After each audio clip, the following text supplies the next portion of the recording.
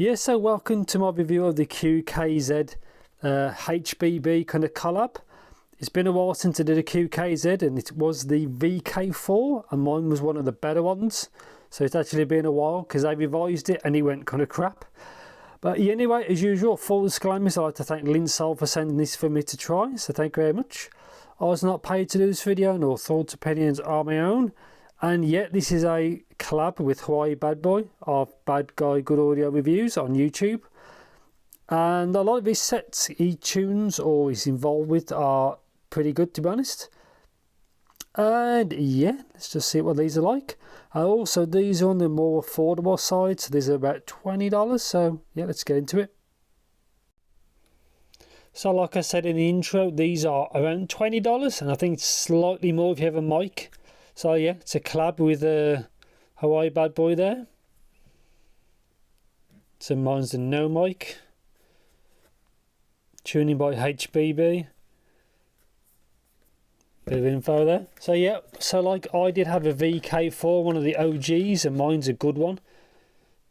So yeah, look kind of cool. The future of audio. So thank you very much.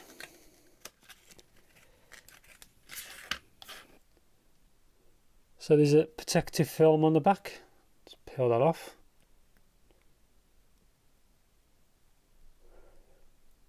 So yeah, protective film. Cool, kind of like the lightning strikes on the back.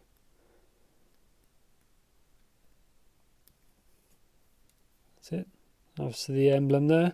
So the 2-pin, it's the same kind of connection, I think, that's on like KZs and CCAs and stuff like that. Very straightforward. The big DD there. Lip on the nozzle. I like it see-through. The back reminds me of something else. I'm not quite sure what, but yeah. So let's see what kind of cable you get. Hopefully it's, again, because these are on the cheaper side.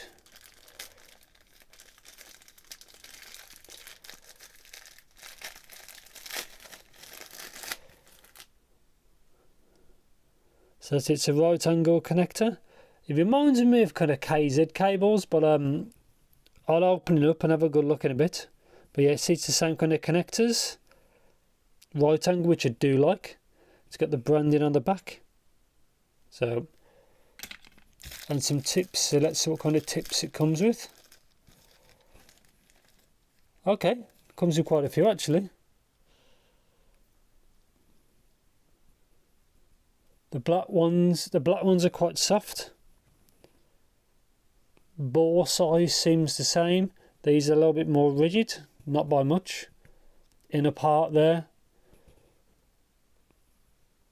And yeah, good to see, you know, 12 tips. So yeah, I'm going to spend some time with these, see what they're like. I have high hopes for these because I did like what they did with the OG VK4, and with his tuning and the driver they use seems to be quite competent, especially for $20. So I'll see you guys and girls in the future. Yeah, so welcome to my review section of the QKZ HBBs. Single dynamic driver, and yeah, just get into the cable. As you can see, this is what it looks like on the side. It's kind of on the cheaper side. It's kind of like the newer KZ cables. It's the same kind of thing. It works fine. It's nothing special, but it is what it is.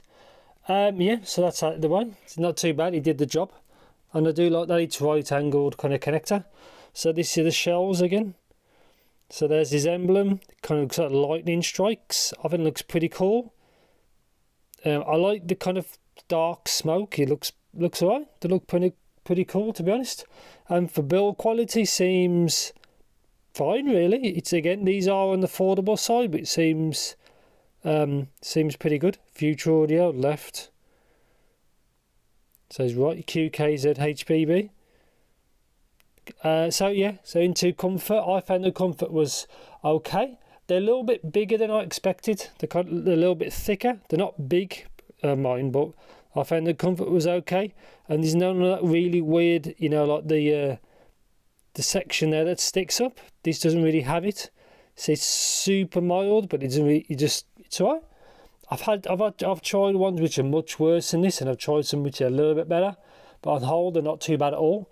So let's talk about technicalities. I found them, they was average for what it is. I'm not surprised at all that, but which is fine. Technicalities, which is average for $20 is fine, really. You know, they're not hundreds of pounds or nothing like that. So yeah, Technicalities is actually okay, and the overall tonality of these is also very good. Again, single DD, much better than BAs in that kind of sense. I've said this kind of a few times.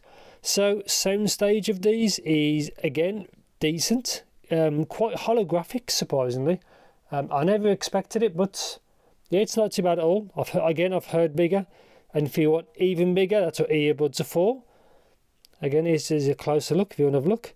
There's a slight kind of, if you can see on the actual nozzle. But yeah, the tips are on there very secure when you use them and stuff like that.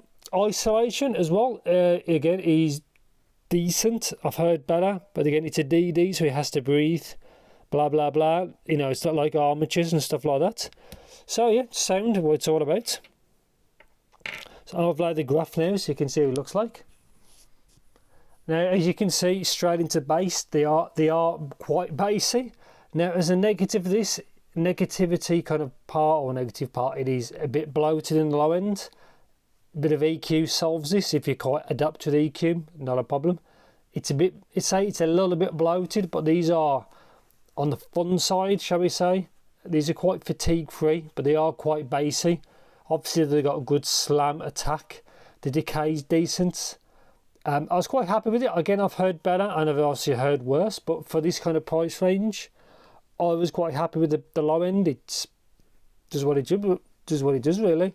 For electronic music, which I like, it sounds great. I've also tried this with some random stuff like The Weeknd, Miley Cyrus, Dua Lipa, some rap, hip hop, some symphonic metal. It seems pretty good. It can be a bit much sometimes, so just bear that in mind. Yes, so straight into the mid-range. Again, it follows on from the bass. It is a little bit bloated, so the lower mids is it can be a bit overly thick. I wouldn't say they're muddy, but you probably understand what I mean. But apart from that, it's not too bad. Upper mid-range and all that, it sounds quite clear. Nothing's really forward. It sounds normal, if you understand what I mean by that. I like I've said a few times, I like when the lower treble upper mid range is boosted. I don't like that. It's just it just sounds like fake and too forward, but these aren't like that. I was quite happy with that. And yeah, vocals sound fine. I think female vocals sound a little bit better than males, but it all depends on the genre, because obviously we all listen to different stuff. Yeah, so treble region is, as you can see, the lower treble is more forward than the rest. These aren't really forward in treble. These are quite treble safe, to be honest. They're not for treble heads. They are tuned on the softer kind of side, which I like, which means these are fatigue free.